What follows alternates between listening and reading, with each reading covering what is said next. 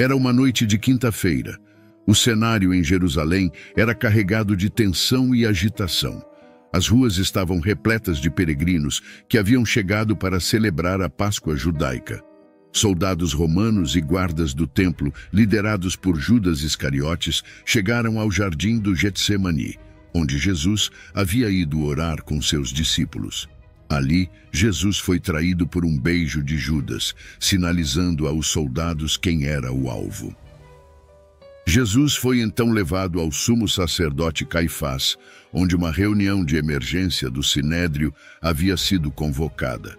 No grande salão, à luz de tochas tremeluzentes, os líderes religiosos acusaram Jesus de blasfêmia, afirmando que ele se proclamava como o Filho de Deus.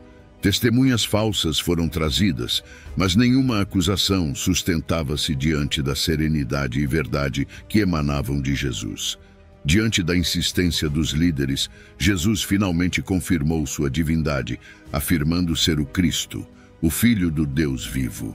Essa declaração, para os membros do Sinédrio, foi o suficiente para acusá-lo de blasfêmia e condená-lo à morte. Esses foram os acontecimentos que antecederam a morte de Jesus. A partir de agora, você conhecerá todos os detalhes, como jamais visto, desde o julgamento, tortura e morte de Jesus até sua ressurreição. Por isso, já peço seu like, inscrição no canal e vamos para o vídeo. Com a alvorada, Jesus foi levado ao governador romano, Pôncio Pilatos, que estava alojado na fortaleza Antônia. Os líderes religiosos não podiam aplicar a pena de morte, então buscavam a aprovação de Pilatos para executar Jesus. Pilatos, um homem cínico e pragmático, recebeu Jesus em seu tribunal. Ele ouviu as acusações dos líderes religiosos, mas percebeu rapidamente que Jesus não representava uma ameaça política ao governo romano. No entanto, temendo um tumulto entre a multidão reunida para a festa da Páscoa, Pilatos procurou uma saída diplomática. Ao saber que Jesus era da Galileia, Pilatos enviou-o para ser julgado por Herodes Antipas, que estava-se na cidade para as festividades.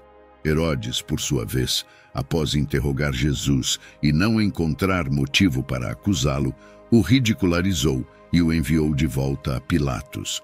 Enquanto isso, a multidão instigada pelos líderes religiosos clama por sua crucificação.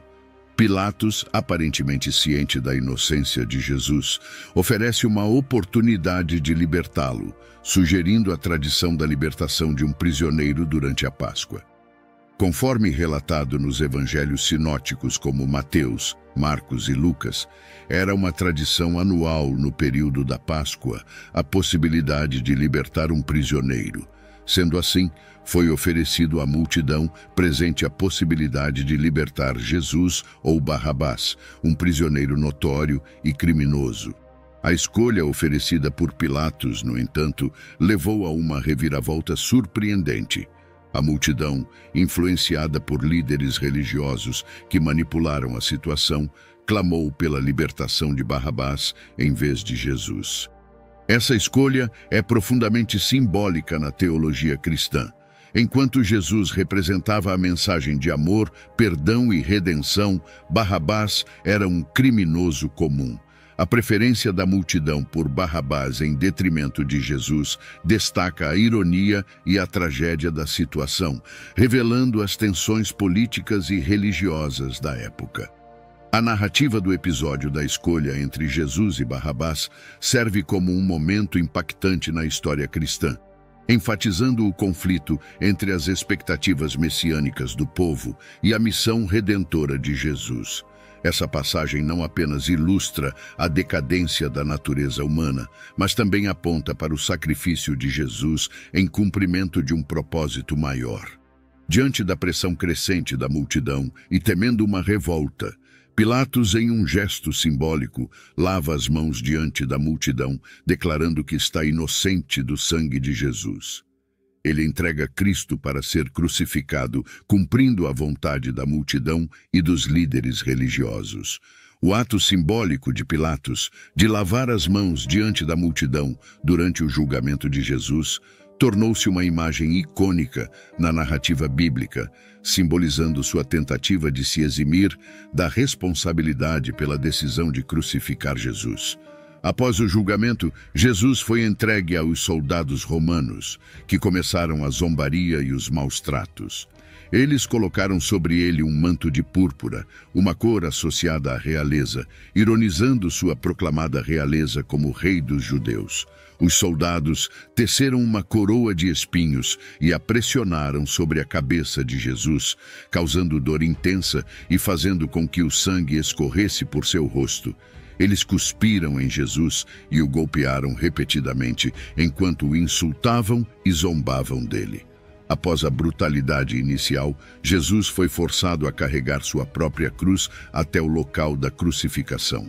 Esse trajeto ficou conhecido como a Via Crucis, ou Via Dolorosa, caminho da dor. Sua figura exausta e ensanguentada, sob o peso da madeira áspera, era uma visão angustiante para aqueles que testemunhavam o desfile sombrio. A multidão, composta por curiosos, seguidores e opositores, ecoava com murmúrios de choque e indignação diante da cena de humilhação e sofrimento. Jesus, já exausto e debilitado pelos maus tratos anteriores, mal conseguia carregar a pesada cruz por ruas íngremes e cheias de pedras. Simão de Cirene foi recrutado pelos soldados romanos para ajudar Jesus a carregar a cruz. Ele foi forçado a ajudar, e esse evento é significativo na narrativa cristã. De acordo com a tradição, Maria, a mãe de Jesus, encontrou-o durante o caminho. O encontro entre mãe e filho foi um momento comovente de dor e aflição. Ao longo do caminho, Jesus encontrou várias mulheres que lamentavam e choravam por ele. Ele as consolou e ofereceu palavras de encorajamento, mesmo em sua própria agonia. Ao chegar ao Gólgota, uma colina fora dos muros da cidade, os carrascos romanos prepararam Jesus para a crucificação. Suas mãos e pés foram pregados à cruz de madeira, em um ato de tortura e execução reservado para os piores criminosos. O som dos martelos batendo contra os pregos ecoava no ar, enquanto Jesus suportava a agonia física e emocional com uma dignidade serena.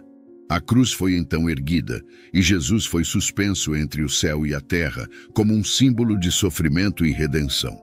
Jesus foi então crucificado entre dois criminosos, cumprindo as profecias do Antigo Testamento e inaugurando o sacrifício redentor pelos pecados da humanidade. A multidão se aglomerou ao redor, alguns zombando e escarnecendo dele, enquanto outros choravam em silêncio, incapazes de suportar a visão do seu amado mestre neste estado agonizante.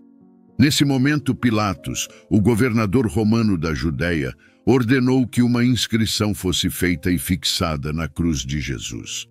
Em um gesto de aparente clemência e sarcasmo, Pilatos instruiu seus soldados a redigirem uma inscrição que declarasse: Jesus Nazareno, o Rei dos Judeus.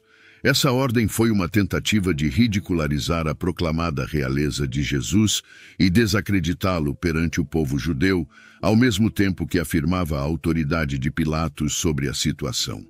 Em meio a esse cenário de sofrimento e agonia, as palavras de Jesus na cruz ecoaram através dos séculos, revelando sua compaixão e sua missão redentora. Ele começou por interceder por seus algozes, dizendo: Pai, perdoa-lhes porque não sabem o que fazem. Essa declaração revela a profundidade do amor de Jesus, que mesmo no auge de sua própria dor, buscava o perdão para aqueles que o estavam crucificando. Enquanto Jesus pendia na cruz, ele também teve um encontro comovente com um dos prisioneiros ao seu lado.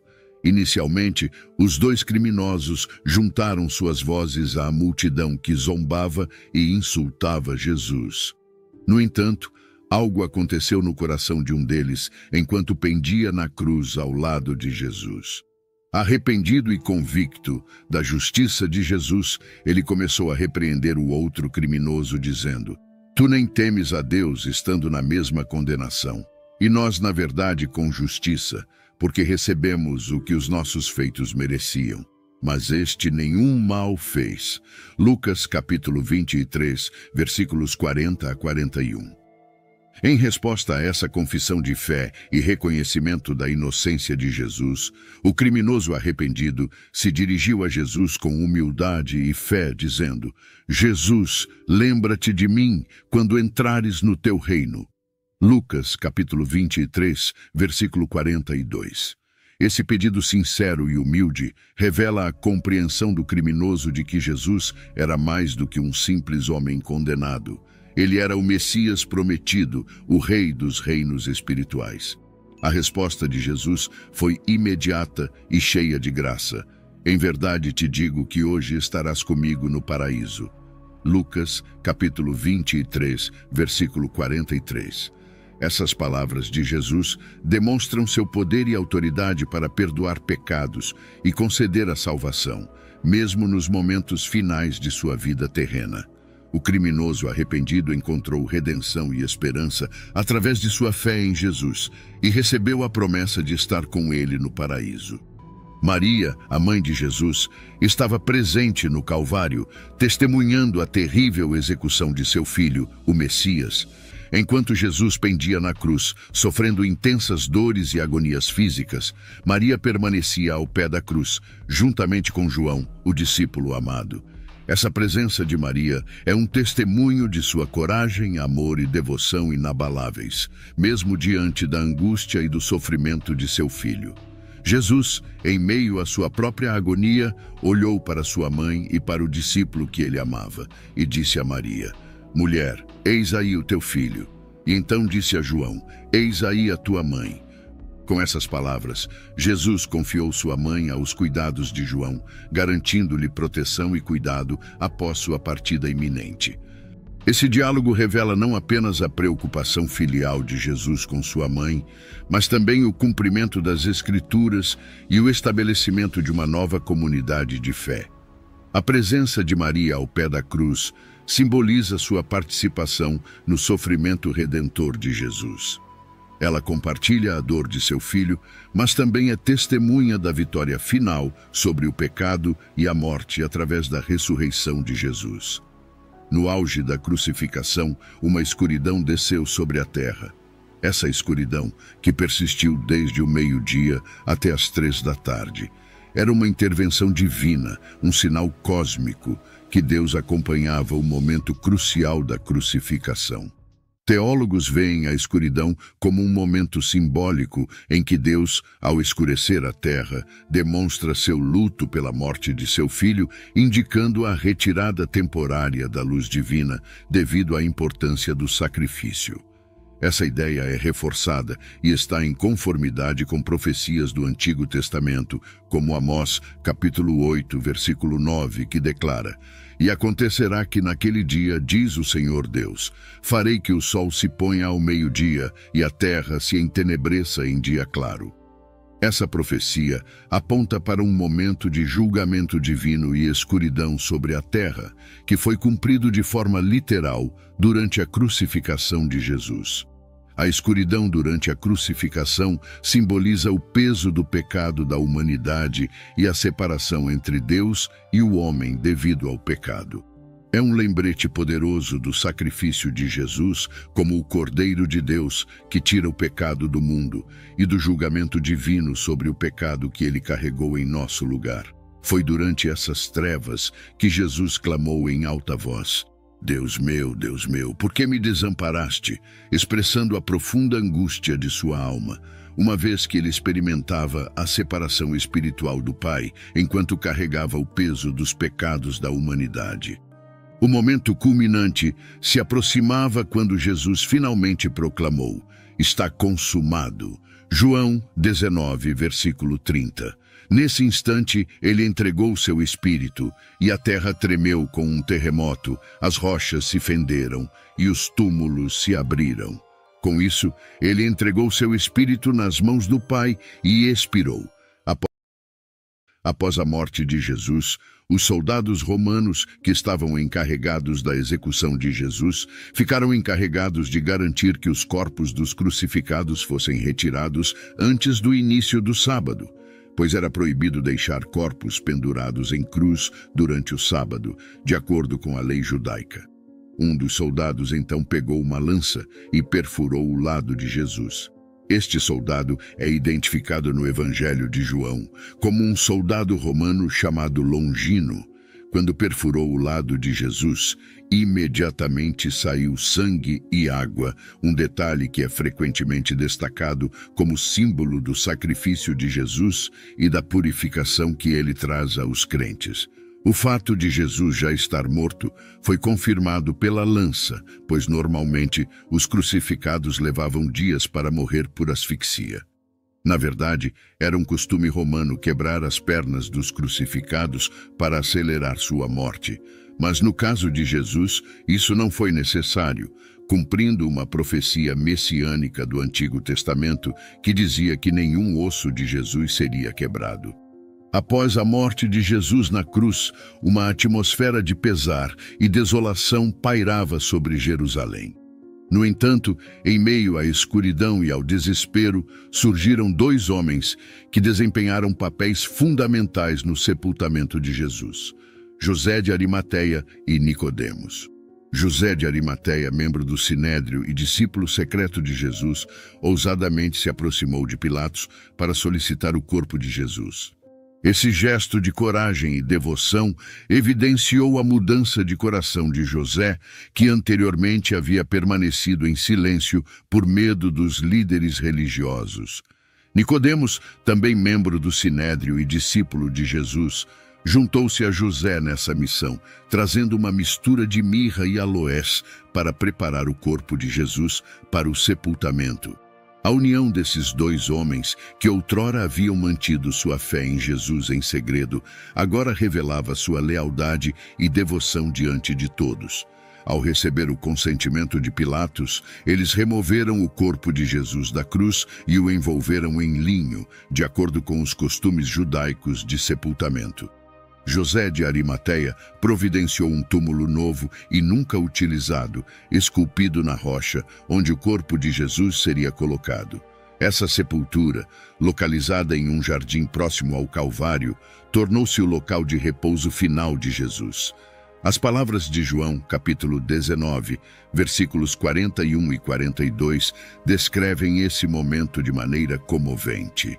No lugar onde Jesus foi crucificado, havia um jardim, e no jardim um sepulcro novo, no qual ninguém ainda fora posto.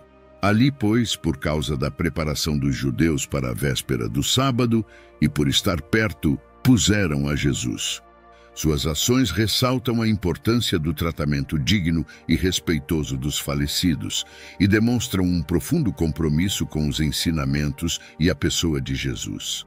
Após o sepultamento de Jesus, conforme registrado nos evangelhos, o local foi cuidadosamente vigiado pelos líderes religiosos e pelas autoridades romanas. Mateus 27, versículos 62 a 66, relata que no dia seguinte à crucificação de Jesus, os principais sacerdotes e os fariseus foram até Pilatos para pedir que o túmulo de Jesus fosse guardado, pois temiam que os discípulos pudessem roubar o corpo. O motivo pelo qual o sepulcro era vigiado era o medo dos líderes religiosos de que o corpo de Jesus fosse roubado e uma história de ressurreição fosse inventada pelos discípulos. Eles estavam preocupados com a possibilidade de que isso pudesse causar agitação entre o povo e desafiar a autoridade estabelecida. Portanto, colocar guardas no túmulo e selar a pedra eram medidas para garantir que o corpo de Jesus permanecesse onde foi colocado e para evitar qualquer possibilidade de tumulto ou distúrbio público. Essa vigilância em torno do sepulcro de Jesus reflete a intensidade do conflito entre os seguidores de Jesus e as autoridades religiosas da época, bem como a importância simbólica e teológica da ressurreição de Jesus na narrativa cristã. Apesar dos acontecimentos, um silêncio solene envolveu Jerusalém enquanto o sábado se aproximava. Conforme estabelecido pela lei judaica, o sábado era um dia de descanso, observado com reverência e respeito. Para os discípulos e seguidores de Jesus, no entanto, esse sábado foi diferente de todos os outros. Eles descansaram, mas não em paz. Eles lamentavam a perda de seu mestre, cujo corpo frio agora descansava em um sepulcro. As mulheres que haviam seguido Jesus desde a Galileia foram testemunhas do sepultamento e do silêncio do sábado. Lucas, capítulo 23, versículo 56, relata: Elas voltaram para casa e prepararam perfumes e bálsamos, mas durante o sábado elas descansaram, obedecendo ao mandamento. Enquanto isso, os discípulos se reuniram em segredo, em luto e desespero. Eles se lembraram das palavras de Jesus sobre sua morte e ressurreição, mas o significado dessas palavras ainda era obscuro para eles. Mateus capítulo 26, versículo 31 e 32, narra Jesus dizendo: Esta noite todos vocês vão se escandalizar por minha causa, pois está escrito: ferirei o pastor, e as ovelhas do rebanho serão dispersas. Mas depois que eu ressuscitar, irei adiante de vocês para a Galileia. Maria, a mãe de Jesus, também compartilhou do luto dos discípulos. Ela havia testemunhado a tortura e a morte de seu filho com uma dor indescritível. No entanto, mesmo em meio à tristeza e à incerteza, uma tênue faísca de esperança permanecia nos corações dos discípulos. Eles lembraram das promessas de Jesus, de que ele ressuscitaria dos mortos. Marcos capítulo 9, versículo 31 relata: Pois ele estava ensinando os seus discípulos. Ele lhes dizia: O Filho do Homem será entregue nas mãos dos homens. Eles o matarão, e 3 dias depois ele ressuscitará. Assim, nesse sábado santo, os discípulos guardavam vigília, orando e esperando pelo que estava por vir. Eles agarravam-se à esperança de que o túmulo vazio traria a prometida ressurreição de Jesus, renovando sua fé e restaurando sua esperança. Esse sábado santo, embora silencioso e sombrio, marcou o limiar entre a morte e a vida, a desolação e a redenção. Era um tempo de espera paciente e expectativa, enquanto o mundo aguardava o amanhecer da nova era que estava para nascer da escuridão da sepultura. No amanhecer do domingo, um silêncio ansioso envolveu Jerusalém. A cidade ainda se recuperava dos eventos dramáticos da crucificação de Jesus e do sepultamento de seu corpo. No entanto, algo extraordinário estava prestes a acontecer, algo que mudaria o curso da história para sempre. Enquanto o sol nascia no horizonte, um pequeno grupo de mulheres fiéis, incluindo Maria Madalena, Maria, mãe de Tiago, e Salomé, partiu em direção ao sepulcro onde Jesus havia sido sepultado. Levavam especiarias e ungüentos para ungir o corpo de Jesus, seguindo os costumes judaicos de preparação dos mortos. Ao chegarem ao sepulcro, as mulheres ficaram chocadas ao descobrir que a grande pedra que cobria a entrada havia sido removida. Lucas, capítulo 24, versículos 2 e 3 registra: E acharam a pedra revolvida do sepulcro, e entrando, não acharam o corpo do Senhor Jesus. A cena estava vazia, o corpo de Jesus não estava lá. Maria Madalena, em sua angústia, correu para informar a Pedro e João sobre o desaparecimento do corpo de Jesus. João, capítulo 20, versículo 13 e 4, narra: Saíram, pois, Pedro e o outro discípulo e foram ao sepulcro. E os dois corriam juntos, mas o outro discípulo correu mais apressadamente do que Pedro e chegou primeiro ao sepulcro. Pedro e João chegaram ao sepulcro e confirmaram o relato de Maria Madalena. Eles entraram no túmulo e viram os lençóis de linho que haviam envolvido o corpo de Jesus, mas o corpo não estava mais lá. Enquanto Pedro e João estavam no sepulcro, Maria Madalena permaneceu do lado de fora, chorando. Ela se inclinou para olhar dentro do túmulo e viu 2 anjos vestidos de branco sentados onde o corpo de Jesus tinha estado. Eles perguntaram a ela por que ela estava chorando, e ela respondeu que estavam procurando o corpo de Jesus. Enquanto Maria Madalena ainda chorava, ela viu outra pessoa parada do lado de fora. Ela pensou que era o jardineiro e perguntou onde haviam colocado o corpo de Jesus. Então, Jesus a chamou pelo nome e ela o reconheceu. João capítulo 20, versículo 16 e 17 registra. Disse-lhe Jesus, Maria. Ela, voltando-se, disse-lhe, Rabone, que quer dizer mestre. Disse-lhe Jesus, não me detenhas, porque ainda não subi para meu Pai, mas vai para meus irmãos e dize-lhes que eu subo para meu Pai, e vosso Pai, meu Deus e vosso Deus. Maria Madalena correu para contar aos discípulos que havia visto o Senhor ressuscitado. Este encontro transformador marca o primeiro encontro registrado entre Jesus ressuscitado e um de seus seguidores. A notícia da ressurreição de Jesus se espalhou rapidamente e logo outros também tiveram encontros com ele ressuscitado. Aqui vale mencionar 2 encontros marcantes. O primeiro aconteceu no caminho para Emaús, após a ressurreição de Jesus, onde 2 discípulos estavam mergulhados em tristeza e desânimo. Um deles chamava-se Cleopas, mas o nome do outro não é mencionado nas Escrituras. Eles conversavam entre si, compartilhando sua profunda angústia e confusão sobre os eventos recentes em Jerusalém, especialmente a crucificação de Jesus. Enquanto caminhavam, um homem se aproximou deles. Era Jesus, mas eles não o reconheceram. Jesus perguntou-lhes sobre o que estavam conversando, e os discípulos, surpresos com sua ignorância sobre os acontecimentos recentes em Jerusalém, explicaram que estavam lamentando a morte de Jesus, o qual esperavam que fosse o Messias que redimiria Israel. Jesus, então, começou a explicar as Escrituras para eles, mostrando como tudo o que aconteceu era necessário para o cumprimento das profecias. Ele começou com Moisés e passou por todos os profetas, interpretando para eles o que estava escrito sobre ele nas Escrituras.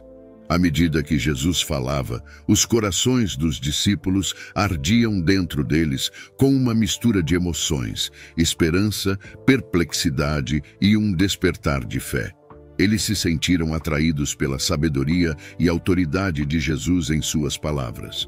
Ao se aproximarem de Emaús, Jesus fez como se fosse continuar a caminhar, mas os discípulos insistiram para que ele ficasse com eles, pois já estava ficando tarde. Eles se sentaram para comer, e Jesus tomou o pão, abençoou-o, partiu-o e começou a distribuí-lo para eles. Nesse momento, os olhos dos discípulos foram abertos e eles finalmente reconheceram Jesus. No entanto, ele desapareceu de sua vista. Lucas capítulo 24, versículo 31 registra. Então abriram-se-lhes os olhos e o conheceram, e ele desapareceu-lhes. Com corações transbordando de alegria e incredulidade, os discípulos refletiram sobre o que acabara de acontecer. Eles perceberam que ele era de fato o Messias, o Salvador prometido. Cheios de emoção e urgência, os discípulos imediatamente retornaram a Jerusalém para contar aos outros discípulos sobre seu encontro com Jesus ressuscitado. Outro encontro impressionante aconteceu no cenáculo, um local em Jerusalém onde Jesus e seus discípulos haviam se reunido anteriormente para a última ceia. Os discípulos estavam reunidos ali, trancados e temerosos dos líderes religiosos que haviam crucificado seu mestre. Eles estavam cheios de incerteza e preocupação, sem entender completamente o que havia acontecido e o que o futuro reservava para eles. Enquanto estavam reunidos dessa maneira, de repente, Jesus apareceu no meio deles. Lucas, capítulo 24, versículo 36 e 37 relata, e falando ele isso, o próprio Jesus se apresentou no meio deles e disse-lhes, paz seja convosco. E eles, espantados e atemorizados, pensavam que viam algum espírito. Os discípulos ficaram chocados e amedrontados ao ver Jesus diante deles. Eles pensaram que estavam vendo um espírito, pois a ideia de Jesus ressuscitado ainda era difícil de compreender totalmente. Para tranquilizá-los e demonstrar que ele não era um espírito, mas sim um ser real e tangível, Jesus mostrou-lhes suas mãos e seus pés, exibindo os ferimentos da crucificação. Vede as minhas mãos e os meus pés, que sou eu mesmo. Apalpai-me e vede, pois um espírito não tem carne nem ossos, como vedes que eu tenho. E dizendo isso, mostrou-lhes as mãos e os pés. Essa visão e interação com o Jesus ressuscitado trouxe grande alegria e alívio aos discípulos. Eles agora podiam ver e tocar em seu mestre, que havia vencido a morte e estava vivo novamente diante deles. Jesus continuou a tranquilizar os discípulos, compartilhando palavras de paz e encorajamento. Ele lhes deu instruções sobre o que fazer a seguir e os capacitou para a missão que teriam pela frente. No final deste encontro, Jesus prometeu enviar o Espírito Santo para fortalecê-los e capacitá-los para a obra que estavam prestes a realizar. Lucas, capítulo 24, versículo 49, registra: E eis que sobre vós envio a promessa de meu Pai. Ficai, porém, na cidade de Jerusalém, até que do alto sejais revestidos de poder. O encontro no cenáculo foi um momento crucial na jornada dos discípulos após a ressurreição de Jesus. Foi um momento de paz, renovação da fé e capacitação para a missão de proclamar o Evangelho ao mundo. Esse encontro fortaleceu os discípulos e os preparou para o que estava por vir, dando-lhes coragem e determinação para seguir adiante, mesmo diante das adversidades e desafios que enfrentariam.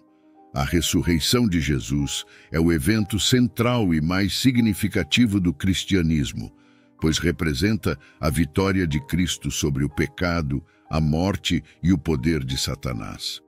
Ela confirma sua divindade e cumpre as profecias do Antigo Testamento, estabelecendo-o como o Messias prometido e o Salvador do mundo. Além disso, a ressurreição de Jesus inaugura uma nova era na história da redenção, uma era de esperança e renovação espiritual. Ela anuncia o início da nova criação, onde o poder do pecado e da morte é derrotado, e a promessa de vida eterna é estendida a todos os que se voltam para Jesus em fé e arrependimento. Espero que este vídeo tenha contribuído para tornar o seu dia melhor. Que o amor e a alegria da Páscoa preencham seus corações e lares, trazendo paz e conforto em meio aos desafios que enfrentamos. Que possamos refletir sobre o sacrifício de Jesus e renovar nosso compromisso de viver de acordo com seus ensinamentos de amor e compaixão.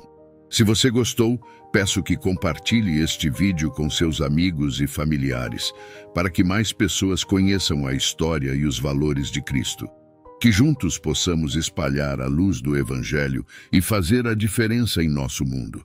Obrigado por assistir, abraços e feliz Páscoa.